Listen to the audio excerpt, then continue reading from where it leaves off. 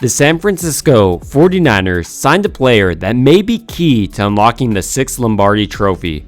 But before we get into the signing of Clelin Ferrell, we need to talk about the San Francisco 49ers philosophy for building a team. And for the 49ers, for quite a while now, even before Kyle Shanahan and John Lynch have got on the scene, it's been building the defensive line. And Shanahan didn't stray much from that. I mean, the first year he was there, he drafted Solomon Thomas. They've also made selections of Drake Jackson, Nick Bosa, and made sure to re-sign Eric Armstead. And coupling in this offseason signing of Javon Hargrave, it's been abundantly clear the 49ers valued their defensive line. And while all these top-tier signings are fantastic and names that are probably household names at this point, it's really these underrated or under-radar guys that really carve out a nice niche on the San Francisco 49ers. I'm talking about guys like DJ Jones, Arden Key, Charles Omenihu. And the reason that the San Francisco 49ers are able to get these scraps from other teams that maybe they've just abandoned and kind of put to the wayside, left them to die, is because they have such an amazing coach in Chris Kocurek. He's probably one of the best defensive line coaches in the league.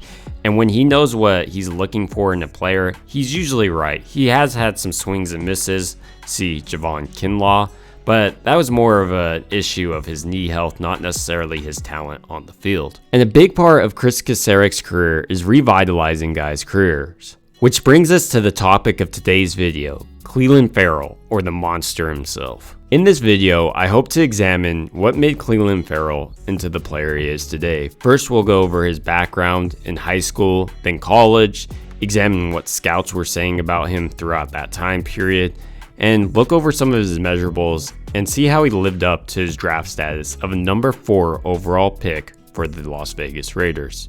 So, without further ado, let's jump right into this. Clelin Ferrell was born May 17, 1997 in Richmond, Virginia. His current height is 6'4" and his weight is 265 pounds. Ferrell was born into a military household. His mother and father both served in the military. He had 8 siblings, 4 brothers and 4 sisters, and the youngest one closest to his age was still 10 years older than him. As I mentioned, both of Ferrell's parents were military members, and his parents must have thought that he needed some structure and military in his life because they enrolled him in Benedict College Preparatory, a private military academy in Richmond, Virginia.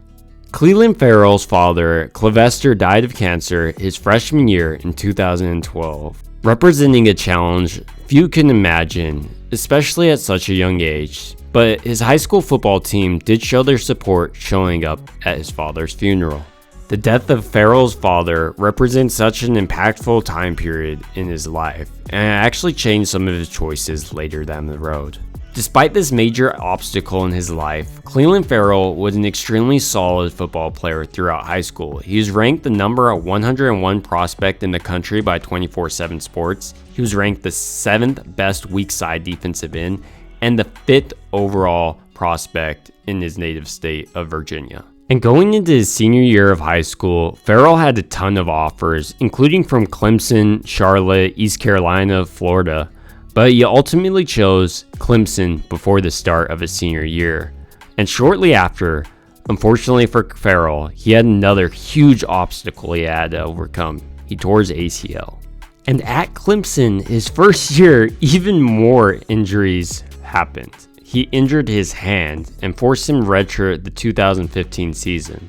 Not exactly the start the number 101 prospect in the country hoped to have. But the following year, in 2006, Ferrell really showed out, and he shared the Defensive Rookie of the Year award with Dexter Lawrence after posting 50 tackles, 12.5 for loss, and 6 sacks in his first 15 starts. And Ferrell's sophomore season was even more impressive. He was named First Team All-American by the Associated Press, First Team All-ACC by the league coaches, and a finalist for the Ted Hendricks Award as the nation's top defensive end. He had 63 tackles, 18 for loss, 9.5 sacks, and 2 forced fumbles in only 14 starts.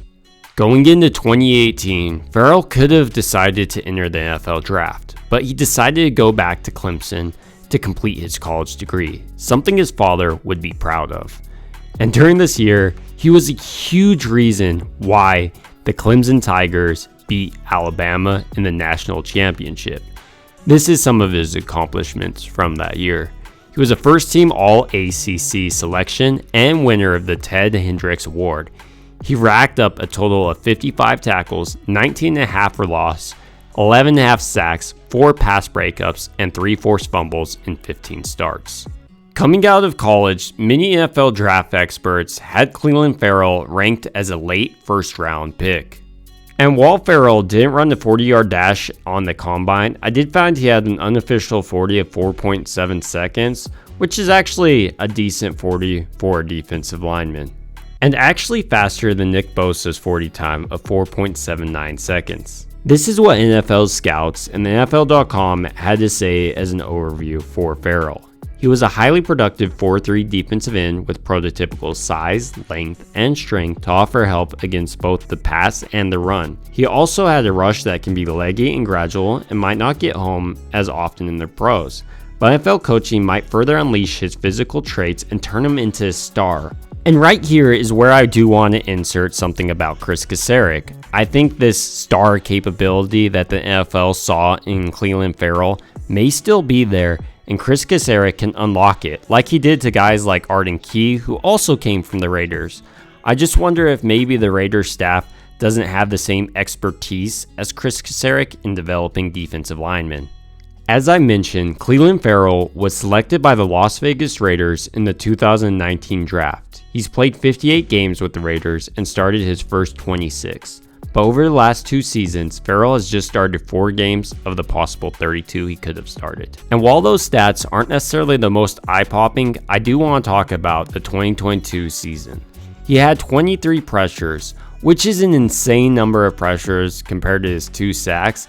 I think what happened is sometimes when you do get a lot of pressures, it's kind of like a luck thing, and a lot of people do focus more on the pressures than the overall sack numbers. And with the San Francisco 49ers seeing something similar in Clelin Ferrell, they decided to sign him to a 1-year deal. And signing with the 49ers is probably going to be a great thing for Ferrell's career. First, he gets to work under Kris Kocurek, the best defensive line coach in the league, as I alluded to previously. He also gets the benefit of working opposite of so many other talented players, such as Nick Bosa, Arik Armstead, Javon Hargrave, and Drake Jackson. These guys are going to help force the quarterback into the arms of Ferrell and vice versa. I also want to say the San Francisco 49ers do need to have an extremely strong defensive line, and the reason for this belief that I have is they're going against teams like the Eagles and Kansas City Chiefs, who if you don't have a strong defensive line, you're just going to get bullied. And the Eagles kind of showed that weakness in the San Francisco 49ers interior line against Javon Kinlaw, their former first-round pick. And that was a big reason they went out and picked up Javon Hargrave. So now that I just talked for a bunch, I want to hear your thoughts. What do you think about the signing of Clelin Ferrell? Do you think it's an impactful signing? And do you think he's going to be a player like Charles Omenihu or Arden Key who makes an impact despite being some other team's scraps, basically? Also, if you made it this far, I would really appreciate you guys subscribing. It means a ton that you guys watch and give so much support. Thank you guys so much.